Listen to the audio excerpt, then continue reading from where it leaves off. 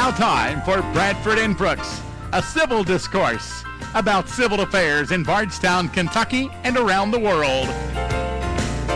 Please welcome your host for Bradford and Brooks, Margie Bradford and Jim Brooks.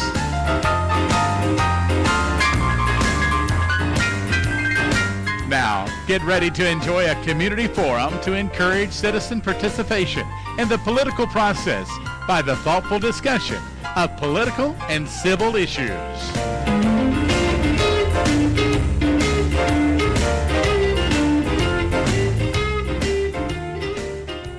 All right, you're back with Bradford and Brooks here on 1320 AM, 97.1 FM, WBRT, and 94.9 FM over in the Lebanon and Marion County area. Bradford and Brooks continuing our series of candidate interviews, and we're joined in the studio by Judge Executive Dean Watts, who is seeking another term. Seventh term as a Nelson County Judge Executive. Good morning, Judge. Good morning, everybody. Morning. Thanks for having me. Well, thanks for taking time to come in out of your busy day. Miss on this free opportunity and don't have to pay for this kind of publicity? Well, Are you kidding? You're the most honest candidate. You're the only one who's mentioned that free publicity. Yeah. Yes, sir. Being on our show. Yes, sir. Well, it's also a public service to our listeners. It is, but it's a well-listened show. You guys have a well listened to show. Well, Judge, we all know that you've been Judge Executive for going on 25 years. And you've got two challengers in the general election. Mm-hmm. Why send you back for another 4 years? I could name the reasons that you might, but tell our listeners why you want to serve another 4 years. Having grown up just about 2 blocks from here, Bardstown and Nelson County is my home, has been my home. I've worked downtown for practically all my life, and the passion that I have for this community is something that's I think puts me ahead of the other 2 candidates. Mm-hmm. I still have the burning desire on Monday morning to go to work. Not everybody can say that about their jobs. And we talked about maybe retiring. My wife and I did a couple of times, and mm-hmm. and I took off a day or two, and I'm not much on taking off unless I've got something to do. So I took off one day, and a couple of days actually, and did a little piddly stuff around the house. I said, "This is no fun." I don't feel like I'm doing something mm-hmm. that's accomplishing, or I guess helping people, or something at the end of the day I can say we've advanced our community, mm-hmm. as a community, and so I decided to run again for another term. I'm 61 years old today. Well, happy birthday! Good, happy birthday! Thank you. And so that would put me at 65 at the end of what I would consider my last term, mm-hmm. at 65. And the timing in life is a lot of everything, right. That. And I'm still not ready to just hang it up, really. Mm-hmm. And I enjoy meeting people. I have very few hobbies, if any. And people seems to be my hobby for some reason. I stop at the grocery store and talk to people, and mm-hmm. It's just one of the things that God gave me. I had, I searched for years to figure out what hobby was, or what my purpose in life was. I'm not an electrician. I'm not a plumber. I'm not a whatever it is. And I think it is people. And mm-hmm. My daddy was kind of like that. He was a people's person. Mm-hmm. And so I still enjoy going to work. I want this community, when I leave the office, I want this community to be prepared for decades to come. And that is the roads and infrastructure we want to finish up, and the other, especially the roads and the need for transportation mm-hmm. for the next generations to come. And what I'm trying to set the table is for our children, our grandchildren, our great-grandchildren, to be prepared for highways and infrastructure. Right. You've been in for almost 25 years now. There are a lot of changes that have happened. So I know. Tell me what your role has been in facilitating those changes, causing them to happen, or accomplishments along the way of getting there. I think a lot of the community has, it's the national economy that starts pushing down, and we all saw when the national economy went south, our community didn't go as near south as some mm-hmm. of the other communities. And that, I think, is because of our diversity in the industrial world and the commercial world. And so I think that's a pretty darn good accomplishment. Of course, our properties and continued growth in our properties. In 2000, let me back up a little bit. In 1993, when I ran for office, our assessed value was $619 million in real estate. We're at $2.7 billion today. Wow. Over $2 billion. Now, you've had a little bit of that with the reassessment Don was talking about earlier about the little old lady that couldn't pay her taxes. And, Right. so you've had some of that, but that's out of the fiscal court's control. That is done and managed by the state and the PBA office out of the state. But I think the thing that I can continue to do, and hopefully have done in the last several years, is take a legislative body of 5 individual, strong-willed people and get them going down the right page together as a unit. And that includes not just the 5 magistrates, but working with Senator Higdon, Senator Kelly before him, the representatives we've had. Once the election's over, then we're all in a team. Yeah. And we might tease each other a little bit about it in a fun way sometime. But when it's done, I think you can do that by saying we got to make this place the best it can be. And I think that's probably as important of a trait that I've been blessed with, is to putting everybody together. Even those that we may differ on one subject, the next time we can sit down and talk about something else and accomplish that goal. Whereas sometimes in Frankfort, Washington, those folks don't talk to each other after they get mad at each other, or they blackball a fellow because he goes against a party. I don't like that. There's no place that this is our community. We own this community, and we have to make it that way. And I think you do that by working together. Dean, you, Mr. Thrasher, I don't know if you I listened to part of your show. Part of that show. Mr. Thrasher was a little critical of your level of control in county government. Would you consider yourself a micromanager? But I know one of the things during our discussions over the years, and you've told me repeatedly that you consider the public money that fiscal court controls, you look at that almost as your money. And I watch it pretty darn close. Right. But the micromanaging, no. I do think I have a statutory responsibility to oversee all the aspects of county government. Right. And as far as control, and I heard Don talking about the control, I do not get involved in anything that I do not have statutory responsibility. And there's a big difference in that. Now, I do listen to a lot of other ideas, but I might make recommendations. But when you go back to the road naming, why Don got into this race, I followed the state statute.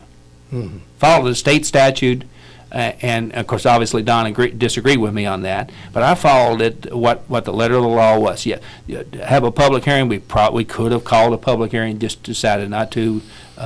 But it doesn't mean that I wasn't listening to people. Right. I was listening to people, and I heard a lot of different ideals. In fact, when they decided on the road, they had like 3 or 4 different names that they were trying to decide from. So, Right. so it got down to a poll that he was talking about, one of these polls that you call in and say, how should you vote this time, magistrate? Most of the time, if you got your ear to the grindstone, you can listen to what people are thinking and hear, understand it. I've kind of just picked that up from hearing the magistrates talk, because they get a lot of input from the people in their district. Oh, yes, and that's what a good magistrate does. And believe me, they tell me what their people are thinking about. Right. And that's a good thing. But can you imagine a country, a local community like us, having a poll on every issue? Because it's not scientific. It would be just depend on who happened to take And it depends on how the question's worded. You know how that goes. You can manipulate that. So, the ideal sounds pretty good, but when you get down to the nuts and bolts of it, it's not mechanically or not scientific at all. What, I'm trying to think, what else? I want to go back a little bit, if you allow me, to a couple Yeah. things that Don said. I'll rebut a little bit of what he said. Sure. On the Annette Filiatru deal and the city, and the problem in the city, and her comment that I said something that didn't exact. I said that, but I'll give you the pre-game to that. She was in a particular lawsuit or a legal disagreement with the city, and that's why I would not give her the tax moratorium presented to the fiscal court. Right. That was number one. And then when I said no, then that's when it got into a not very good verbal conversation from her. And I don't talk to people like that, and I don't want to be talked to like that. And I asked her, and Don is right. I did say, well, you learn to respect each other, and we can listen to each other. But you're not going to be using some language that I wouldn't use. So there's a little misinformation there probably. But I take that seriously. I don't treat anybody like that. Right. And I also, just my input, if I'm not mistaken, to qualify for the tax moratorium, you must apply before you start any 30 days before. Yeah, if you don't, there have been applications denied because they started work before the application. Yeah, and I'm going to go to something else that Don had said in the debate and also at the just a few minutes ago, and that was the taxes. Our tax rates. The fiscal court controls various taxes. Number one is real estate property and personal property, et cetera. Now, he and some of his Republican opponents have talked about Spencer County, Bullitt County taxes. Jim, you've heard that conversation in the fiscal court. So I did a little research on that, and you may have heard me talk about this. My county judge buddy in Spencer County, Judge John Riley, just happened to send me his tax bill and his tax rates all together. He gave me both copies. And when you go through there, where Nelson County doesn't have a separate health tax, we pay our health tax out of our regular tax, real estate tax. They have a 4-cent health tax, 4 cents for every 100. And then they have a separate 7-cent fire tax. And then they have countywide. And then they have, if you live in the city of Taylorsville, you have a 7-cent tax on your insurance premium. And if you live in the county, you have a 3-cent insurance premium tax. So you start looking at this. You can't compare. That's one of the things that you learn in school and statistics and math. You got to look at the whole picture. It's pretty simple, but you can mislead people, and that's wrong to do. Jim, I won't even answer. Usually, I won't even answer you or Randy at the Standard office. I can say it's 11%. I'm pretty sure, but I want to look it up, and because I don't want to be a half a point off. Right. And I take that seriously, and I think it's important. I can get close on about everything I deal with every day, but sometimes you do lose little lapse of time, and you have to go back and look up things. So I think that's important to note that our tax rate is as good as anybody's in the state of Kentucky. Right. In the library, what statutory control does fiscal court have over like the library board? The library sends me 2 names, actually 4 names, 2 at each, 2 and 2, and their recommendation comes from the board that's sent to Frankfurt. Then the Frankfurt sends me a letter saying you choose from these folks for the library board, and I balked on that several times over the years because I was looking for somebody more in a business mind that could sit on the board that And Sharon has agreed, and over the years, if I've got somebody I think would be a good librarian on the library board, she said, just send me a name. But I'm not going to send her somebody that's going to be an obstinate. I'm not going to send somebody that's going to be a stick in the mud. Somebody can ask intelligent questions in a professional way, Right. and be involved and want the libraries to succeed. That's what you got to have. Well, I just have to put in a good word for the library. I didn't get my chance to say how much I feel that the library is an asset to this community. I know a gentleman and his wife who moved here, who chose to reside in Nelson County because of the library. It was either a choice of places because they were moving from out of state, and he specifically told me he chose it because of the great library we had here. And you have all of these students who come in and use the computers, people applying for jobs.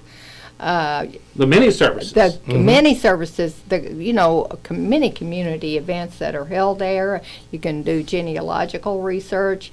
They help children to get started with a love of learning and reading with their 100 books a year program and those kinds of things I just think it's a marvelous asset to the community. And I don't think most people would agree with you, but when you get into the money aspect of it, we are a little bit higher than many counties our size in the rates that they use on their tax. But they've started checking that here in the last couple of years.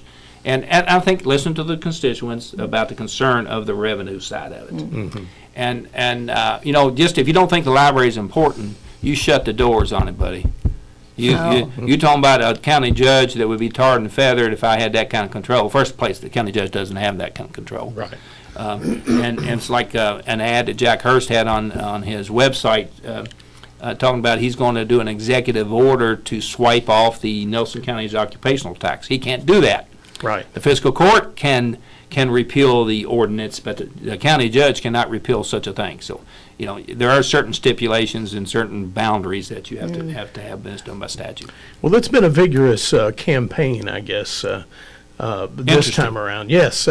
Any other information out there you want to issue a rebuttal about? Because I know one other thing, Jimmy. But Okay. I went to school at St. Joe. They taught us to do our homework, so I'm ready. All right. In the debate the other night at the Civic Center, Don talked about the favors that a county judge does for people, if you remember that. Sure. And I didn't take offense to the word favors, but more importantly, I'd rather better describe those favors. And if you're in office and you go out of your way when somebody's got a problem, if you go out of your way and try to help that person or persons or groups or whatever it is, then they seem it to be a favor. And really, you're just doing your job every day in, day out. You're just doing it with a little heart and a little spirit and a little vigor behind it. And that's the way I take that. So I've done I don't use that word in parentheses, favors. Right. You better be doing what the constituents ask you to do. You won't be reelected, number one, and you won't be fulfilling your role as a judge.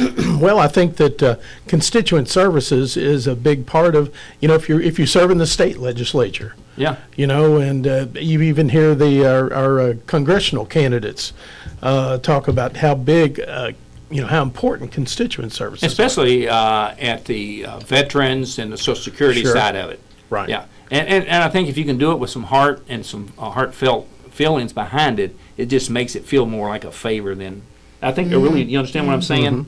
And so I didn't take offense to it, but I want to better describe. And if you're in judge 25 years, you're going to meet a lot of people and do a lot of things and try to help as many people as you can. And you've heard me say this, and if it's one person at a time, it's important. One person sitting in that office at that time, it's important. How has your leadership style changed over the years? Looking back as judge executive over 25 years. Jim, I remember Tom Isaac, and we all, when the first term, Tom talked about the power of the county judge. And I said, well, that don't sound too good, Tom. He said, the power is good if you use it the right way. And I took that as a little bit of advice. And I think the judge executive's position, no matter if it's Dean Watts or Joe Smith or Sally, whoever behind this desk, then if you use it the right way, and I think the power is important. Because when you call up to Frankfurt and you say you're Dean Watts and they put you on hold for an hour, but if you say you're Dean Watts, County Judge of Nelson County, and they put you through a whole lot faster. Yeah. So the position itself has some value to it, and that's what the people elect you to do. Going back to the polling thing that Don was talking about, when I vote for a particular person this coming election, I want them to do their job. I'm not going to sit and tell them how to do that. If I don't like it, then I'll vote them out the next term. That would be more micromanaging than you could ever talk about. And I think it's in reverse that when I vote for Jimmy Brooks for something, you better go do your job and do it the best you can do it. Now, I'm not going to always agree with you, but do it the best you can do with your heart and soul involved, and I think you'll be fine. Otherwise, no vote. Okay, you have another question. We're just about down to the wire, Dean. We've got about 2.5 minutes left. But didn't know if you had anything else you wanted to cover real quickly. Other than the projects at the end of the debate, I talked about the highway projects, the Highway 150 Springfield Road project. We want to take that to the next level. And then in front of St. Joe, Margie, as you go home on Cathedral Manor, we want to fix that intersection there in front of St. Joe. It's pretty dangerous and there. We're working on that goal right now as we speak. There's actually some money possibly going to be allocated for that project, and I'm working towards that goal. And I want to talk a little bit about the jail. We talked about that at the debate. We want to continue monitoring the jail and the new laws being maybe talked about that could adversely affect the revenue side of the jail.